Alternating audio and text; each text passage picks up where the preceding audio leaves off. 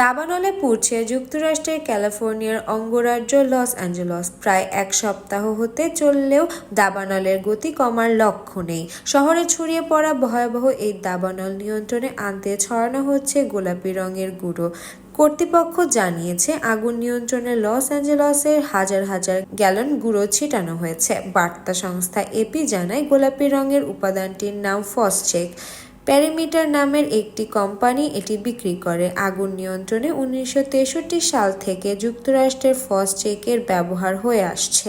ফসচেক মূলত আগুনের চারপাশে স্প্রে করা হয় যাতে এটি আগুনের গতি প্রবাহ বন্ধ করতে পারে। এই উপাদানগুলোর মধ্যে রয়েছে 80% পানি, 14% সার জাতীয় লবণ এবং 6% রঙিন ও ক্ষয় প্রতিরোধ উপাদান। এটি জ্বালানির তাপমাত্রা হ্রাস করে এবং অক্সিজেন সরবরাহ কমিয়ে দেয়। প্যারামিটার কোম্পানির পরামর্শ দিয়েছে, ফসচেক যত দ্রুত সম্ভব পরিষ্কার করা উচিত। এই গুঁড়ো যত শুকিয়ে যাবে, পুরোপুরি পরিষ্কার করা ততটা কঠিন হবে।